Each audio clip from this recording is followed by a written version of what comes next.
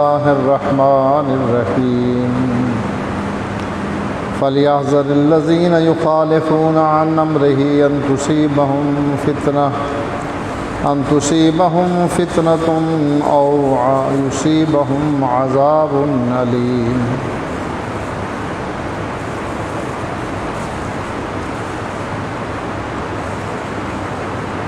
اللہ کا عذاب کیوں آتا ہے؟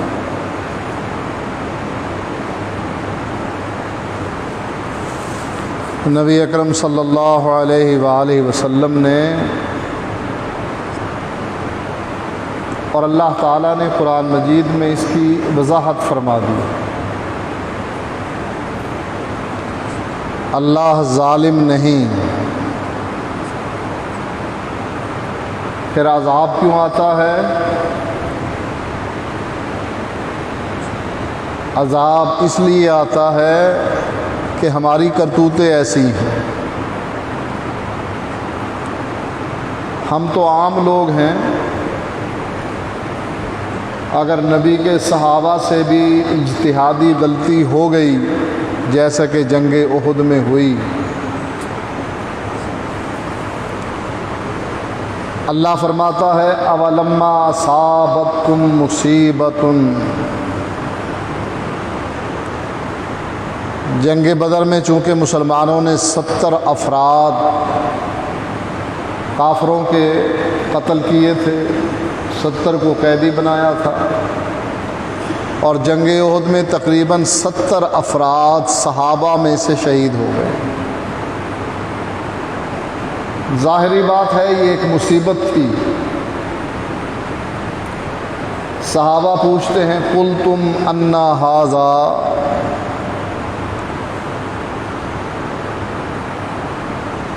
کہ یا اللہ یہ مصیبت کہاں سے آئی، ہمیں شکست کیوں ہوئی، ہمارے افراد شہید کیوں ہوئے؟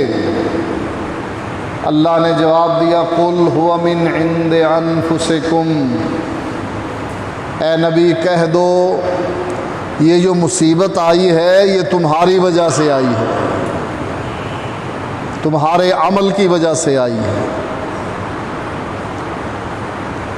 جب اللہ تعالیٰ کے نبی نے تمہاری ڈیوٹی لگا دی تھی کہ تم نے یہ جگہ نہیں چھوڑنی، تم نے مال غنیمت لٹتا ہوا دیکھا، تم نے اللہ کے نبی کی بات کی تعویل کی،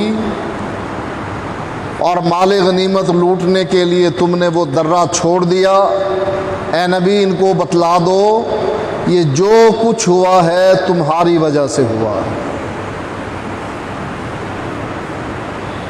اللہ ایک اور آیت میں ارشاد فرماتا ہے فَكَيْفَ إِذَا أَصَابَتْهُم مُّصِيبَةٌ بِمَا قَدَّمَتْ أَيْدِيهِمْ،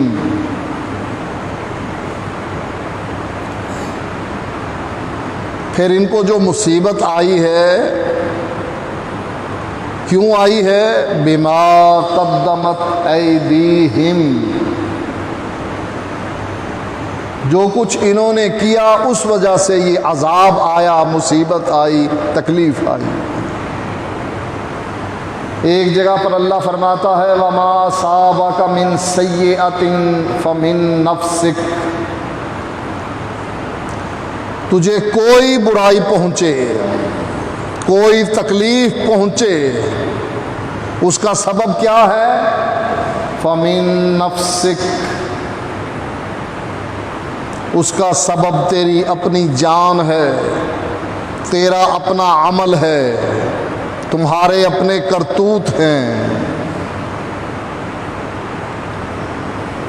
نبی اکرم صلی اللہ علیہ وآلہ وسلم اس کی وضاحت فرماتے ہیں، فرمایا ان اللہ یملی للظالم، اللہ ظالم کو ڈھیل دیتا ہے، فَإِذَا أَخَذَهُ لَمْ يُفْتِلْهُ، اور جب پھر پکڑنے پر آتا ہے لم یفتل ہو، پھر اسے مہلت نہیں دیتا۔ چانس نہیں دیتا کہ ایک چانس اور دے دو، پہلے ڈھیل دیتا ہے۔ علماء، انبیاء، صلحاء اس کو سمجھاتے ہیں، یہ سمجھنے کے لیے تیار نہیں ہوتا، یہ دنیا میں مگن ہو جاتا ہے، پھر جب اللہ پکڑتا ہے لم یفتل ہو، پھر اس کو مہلت نہیں دیتا۔ ثم قرأ، پھر اللہ کے نبی نے اپنے اس بیان کی تائید میں قرآن کی آیت پڑھی، وَكَذَلِكَ أَخْذُ رَبِّكَ، تیرے رب کی پکڑ ایسے ہی ہوتی ہے، اِذَا أَخَذَ الْقُرْآنَ وَهِيَ ظَالِمَةٌ، پھر وہ پوری کی پوری بستیوں کو پکڑ لیتا ہے، وَهِيَ ظَالِمَةٌ، اور وہ بستی والے ظالم ہوتے ہیں، فاسق ہوتے ہیں، فاجر ہوتے ہیں، گناہ گار ہوتے ہیں، رب کے نافرمان ہوتے ہیں، اللہ اور اس کے رسول کے عہدوں کو توڑنے والے ہوتے ہیں۔ اللہ تعالیٰ نے قرآن مجید میں یہ آیت تو 1400 سال پہلے اتار دی، کیا فرمایا؟ فَلْيَحْذَرِ الَّذِينَ يُخَالِفُونَ عَنْ أَمْرِهِ، ڈرنا چاہیے ان لوگوں کو جو اللہ کے رسول کی مخالفت کرتے ہیں، اس کے طریقے کی مخالفت کرتے ہیں، ان کو ڈرنا چاہیے۔ کن کو؟ جو اللہ کے رسول کے طریقوں کی مخالفت کرتے ہیں۔ یہ آیت آج اتری ہے یا پہلے کی اتری ہوئی ہے؟ لازمی بات ہے، سب کا جواب یہی ہوگا کہ یہ آیت تو بہت پہلے کی ہے۔ تو اب کیا ہم اللہ کے رسول کی مخالفت نہیں کرتے؟ بے نمازیوں کی بات نہیں ہو رہی، مشرکوں اور بدعتیوں کی بات نہیں ہو رہی، بات ان کی ہو رہی ہے جن کے عقیدے صحیح ہیں، وہ نمازی ہیں۔ کیا ان کے گھروں میں اللہ کے رسول کی مخالفت نہیں ہو رہی؟ نبی اکرم صلی اللہ علیہ وآلہ وسلم فرماتے ہیں، میں اپنی امت میں سب سے بڑے فتنے کو چھوڑ کر جا رہا ہوں۔ سب سے بڑا فتنہ کیا ہے؟ فرمایا میری امت میں عورت کے فتنے سے بڑا فتنہ کوئی نہیں، او کما قال۔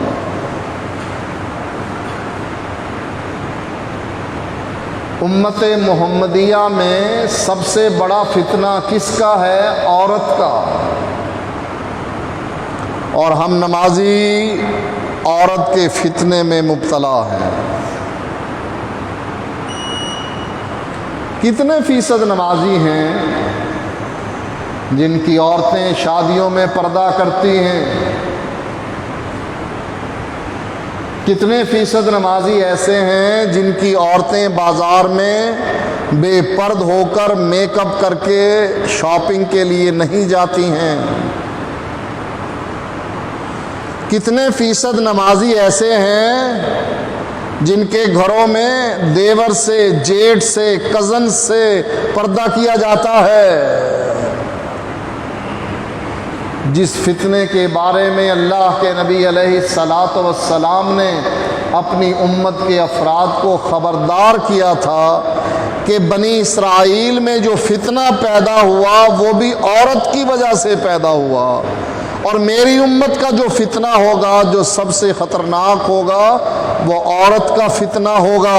اور آج عورت کے فتنے میں ہم سب مبتلا ہیں، الا من رحم ربی۔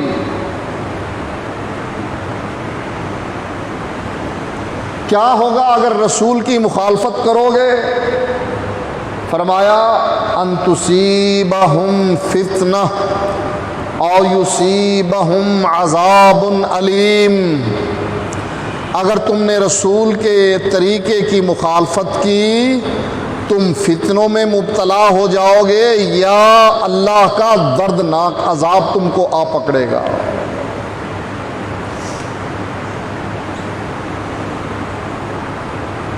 اللہ تعالیٰ قرآن مجید میں ایک نبی کا تذکرہ کرتا ہے، نبی کے ماننے والوں کا تذکرہ کرتا ہے، نبی کے حمایتیوں کا تذکرہ فرماتا ہے۔ وہ سمجھا رہا ہے اپنی قوم کو وَإِن يَكُ كَاذِبًا فَعَلَيْهِ كَذِبُهُ وَإِن يَكُ صَادِقًا يُصِبْكُم بَعْضُ الَّذِي يَعِدُكُم۔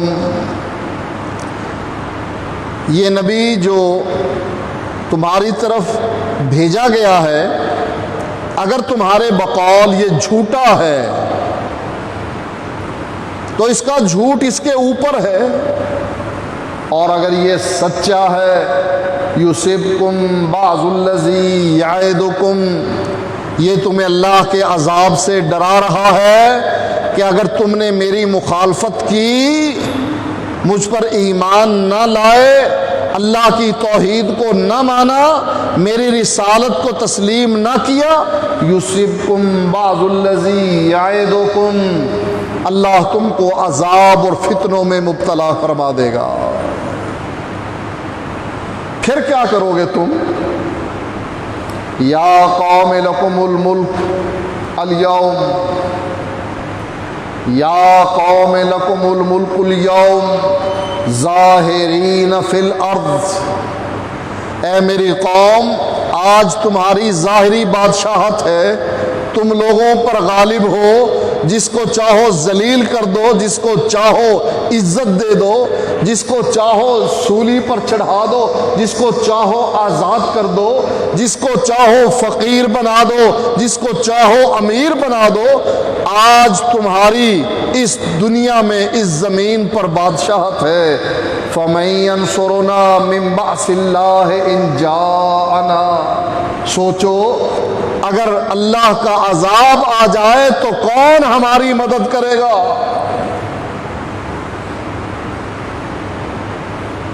تمہارے یہ اڑتے ہوئے جہاز رک جائیں گے، پانی کو چیرنے والے باہری جہاز لنگر انداز ہو جائیں گے، کشتیاں تمہاری رک جائیں گی، ٹریفک تمہاری رک جائے گی، لاک ڈاؤن ہوگا، کرفیو ہوگا۔ مَن يَنصُرُنَا مِن بَأْسِ اللَّهِ إِن جَاءَنَا، اگر اللہ کا عذاب آ گیا تو یہ بتاؤ تمہاری مدد کون کرے گا؟ 5 بڑے ممالک ہیں جو پوری دنیا پر حکمرانی کرتے ہیں، اور پانچوں کے پانچوں اللہ کے اس عذاب میں مبتلا ہیں۔ معیشت ان کی تباہ ہو گئی، صحت کا شعبہ تباہ ہو گیا، مظاہرے شروع ہو گئے، سمجھ نہیں آ رہی کسی کو بھی کریں تو کریں کیا۔ فَمَن يَنصُرُنَا مِن بَأْسِ اللَّهِ إِن جَاءَنَا، اگر اللہ کا عذاب آ گیا اے میری قوم تمہاری کون مدد کرے گا؟ ہر ایک کو اپنی پڑ گئی کہ نہیں؟ ہر ملک کے باسی اپنے بارے میں سوچتے ہیں یا لوگوں کے بارے میں سوچتے ہیں کہ لوگوں پر کیا بیت رہی ہے؟ وَيَا قَوْمِ إِنِّي أَخَافُ عَلَيْكُمْ يَوْمَ التَّنَادِ، اے میری قوم میں ڈرتا ہوں قیامت کے دن سے، پکار کے دن سے، مجھے اس سے ڈر لگتا ہے۔ یوم تولون مدبرین ما لکم من اللہ من عاصم، جس دن میدان محشر میں تم بھاگے پھر رہے ہوں گے۔ ما لکم من اللہ من عاصم، اس وقت تمہیں اللہ کی پکڑ سے بچانے والا کوئی نہیں ہوگا۔ اللہ کے نبی علیہ الصلاۃ والسلام صحابہ سے مخاطب ہوتے ہیں، وقال یا معشر المہاجرین اذا ابتلیتم بہن واعوذ باللہ ان تدرکوہن، اے مہاجرین کی جماعت، جب تم کو مبتلا کر دیا جائے گا 5 چیزوں کے بارے میں، اور میں اللہ سے دعا کرتا ہوں کہ وہ چیزیں تمہیں نہ ملیں، تم ان کا سامنا نہ کرو۔ پہلی چیز کیا بتلائی؟ فرمایا لم تظہر الفاحشہ فی قوم قط حتی یعلنوا بہا، کسی قوم میں اعلانیہ فحاشی نہیں پھیلتی ہے الا فشا فیہم الطاعون والاوجاع، مگر اللہ تعالیٰ اس قوم میں طاعون اور ایسی بیماریاں پیدا کر دیتا ہے التی لم تکن مضت فی اسلافہم الذین مضوا، کہ وہ بیماریاں ان سے پہلے گزرے ہوئے لوگوں میں پیدا نہیں ہوئیں۔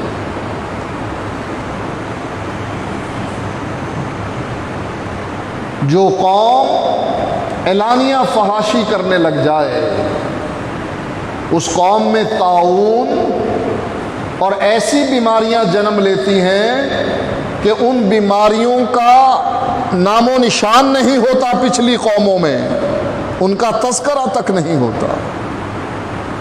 ایڈز کی بیماری جس میں پاکستانیوں اور غیر پاکستانیوں کی اکثریت مبتلا ہے، کس چیز کی علامت ہے؟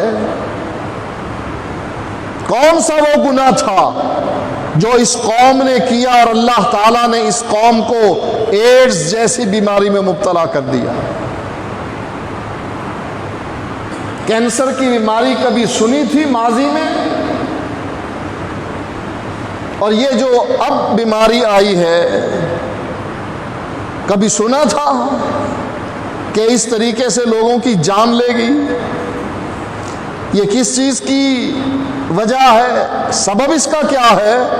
اعلانیہ فحاشی ہوتی ہے تمام ممالک میں، امریکہ، برطانیہ، اسپین، فرانس،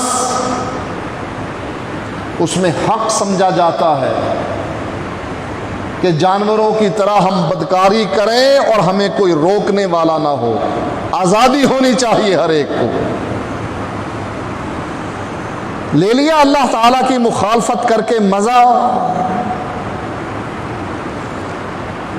فرمایا نبی اکرم صلی اللہ علیہ وآلہ وسلم نے وَلَمْ يَنْقُصُ الْمِكْيَالَ وَالْمِيزَانَ إِلَّا أُخِذُوا بِالسِّنِينِ وَشِدَّةِ الْمَعُونَةِ وَجَوْرِ السُّلْطَانِ عَلَيْهِمْ، جس قوم میں ناپ تول کو پورا نہ کیا جائے، اس میں کمی کی جائے، تولنے میں بھی بے ایمانی، ماپنے میں بھی بے ایمانی، اللہ کیا کرتا ہے؟ اس قوم پر قحط نازل کر دیتا۔ ٹڈی آ گئی، 60 سے زائد شہروں میں ٹڈی دل نے حملہ کر دیا، فصلیں کی فصلیں اجاڑ کر رکھ دی۔ جس درخت پر بیٹھتی ہیں ٹہنیاں اور تنے باقی رہتے ہیں، پتے، پھل، پھول سب ہضم کر جائے۔ اور اللہ پھر مصیبتیں نازل کرتا ہے اور ایسے بادشاہ بناتا ہے جو اپنی عوام پر ظلم کرتے ہیں۔ فرمایا اللہ کے نبی نے وَلَمْ يَمْنَعُوا زَكَاةَ أَمْوَالِهِمْ إِلَّا مُنِعُوا الْقَطْرَ مِنَ السَّمَاءِ وَلَوْلَا الْبَهَائِمُ لَمْ يُمْطَرُوا، جو قوم اپنے مالوں کی زکوٰۃ روک لیتی ہے، زکوٰۃ ادا نہیں کرتی، اس کو ٹیکس سمجھتی ہے، إِلَّا مُنِعُوا الْقَطْرَ مِنَ السَّمَاءِ، اللہ آسمان سے ان کے لیے بارش کو روک لیتا ہے، وَلَوْلَا الْبَهَائِمُ، اور اگر اس زمین پر جانور نہ بستے ہوتے، لم یمطروا، اللہ کبھی بھی اس زمین پر بارش نہ برساتا جو بارش برس رہی ہے وہ ان جانوروں کی وجہ سے برس رہی ہے، وگرنہ زکوٰۃ روکنے والوں کی سزا کیا ہے؟ آسمان سے بارش کا رک جانا۔ فرمایا وَلَمْ يَنْقُصُوا عَهْدَ اللَّهِ وَعَهْدَ رَسُولِهِ إِلَّا سَلَّطَ اللَّهُ عَلَيْهِمْ عَدُوًّا مِّنْ غَيْرِهِمْ، جو قوم اللہ اور اس کے رسول کے عہد کو توڑ دیتی ہے، أَلَسْتُ بِرَبِّكُمْ، کیا میں تمہارا رب نہیں؟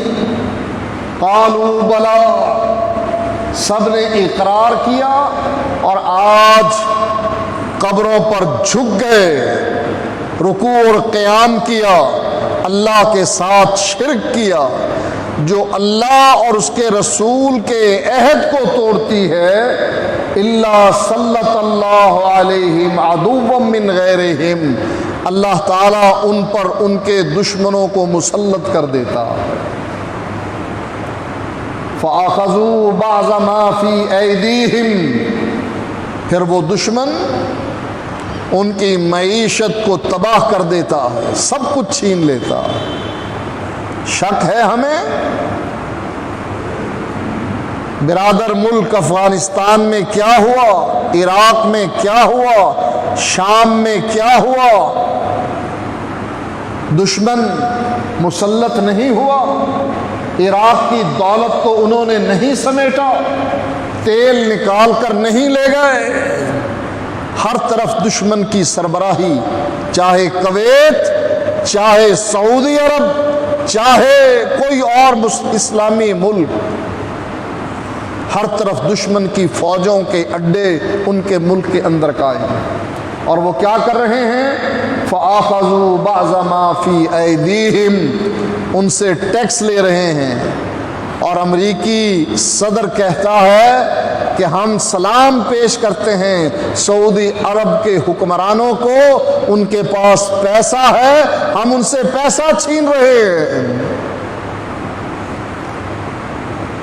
نیٹو فورسز نے مسلمانوں کے ممالک کی معیشت کو تباہ کر دیا، جنگ کے اخراجات وصول کر کے ان کو اپنے جنگی سامان پرانے بیچ کر ان کو جنگوں میں مبتلا کر دیا۔ فرمایا وَمَا لَمْ تَحْكُمْ أَئِمَّتُهُمْ بِكِتَابِ اللَّهِ وَيَتَخَيَّرُوا مِمَّا أَنزَلَ اللَّهُ إِلَّا جَعَلَ اللَّهُ بَعْثَهُمْ بَيْنَهُمْ، جو بادشاہ اللہ کی کتاب کے مطابق فیصلہ نہیں کرتے اور جو کچھ اللہ نے اتارا ہے اس میں سے بعض پر ایمان لاتے ہیں، بعض کا انکار کرتے ہیں۔ اللہ نے اسلام اتارا، ہم نے جمہوریت لے لی۔ اللہ نے معاشی نظام اتارا، ہم نے کمیونزم کو قبول کر لیا۔ اللہ نے سود کو حرام قرار دیا، ہم نے سپریم کورٹ میں جا کر سٹے لے لیا کہ سودی نظام کے خلاف کسی قسم کا کوئی آرڈر پاس نہ کیا جائے۔ جب کرتوت ایسے ہوں گے، الا جعل اللہ بأسهم بینہم، اللہ ان کے درمیان اختلاف پیدا کر دے گا، ان کے درمیان پھر لڑائیاں ہوں گی، مسلمان کو مارے گا۔ یہ سب کچھ ہو رہا ہے یا نہیں؟ اور اس کی وجہ کیا ہے؟ ہمارے کرتوت۔ اللہ کا عذاب کیوں آتا ہے؟ ہمارے کرتوتوں کی وجہ سے۔ توبہ کرو۔ قیامت کی نشانیوں میں سے ایک نشانی یہ بھی ہے، یرفع العلم، علم اٹھا لیا جائے گا۔ صحابہ پوچھتے ہیں اللہ کے نبی علم کیسے اٹھایا جائے گا؟ آپ نے فرمایا بقبض العلماء، اللہ علماء کو فوت کر دے گا، جو علم کے مراکز ہیں ان کو ختم کر دے گا. پھر جب علم اٹھ جائے گا فتوے جاہلوں کے پاس ہوں گے, لوگ جاہلوں سے فتوے لیں گے اور اس پر عمل کریں گے, وہ خود بھی گمراہ اور لوگوں کو بھی گمراہ کریں گے. ہمارے ملک میں ایک مہینے کے اندر 13 بڑے بڑے علماء فوت ہو گئے. اس مہینے 13 بڑے بڑے علماء فوت ہو گئے. قیامت کی نشانیاں. اتنی کثرت سے علماء کبھی بھی فوت نہیں ہوئے. توبہ کرو, ڈرو اللہ تعالی سے. اس دن سے ڈرو جب کوئی کسی کا ساتھ نہیں دے گا. لے آؤ اپنے اندر تبدیلیاں, توبہ کر کے اللہ کے غصے اور ناراضگی کو دور کرنے کی کوشش کرو. اپنے گھروں میں بھی ویسے رہو جیسے مسجد میں رہتے ہو. اللہ کی نافرمانی چھوڑ دو. گھروں میں اللہ کے دین کو, اللہ کے قرآن کو, نبی کی سنت کو برتری دو.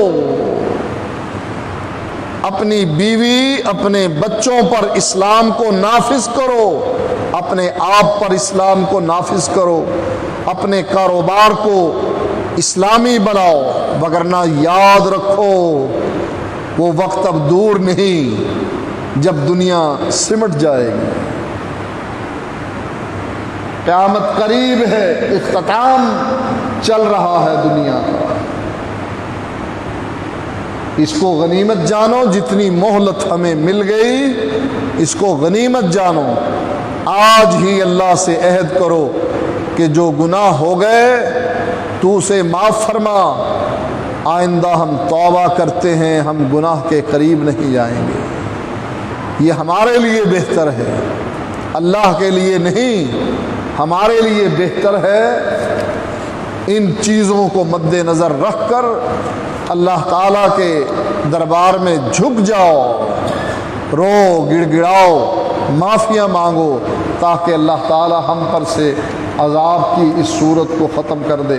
وآخر دعوانا الحمد للہ.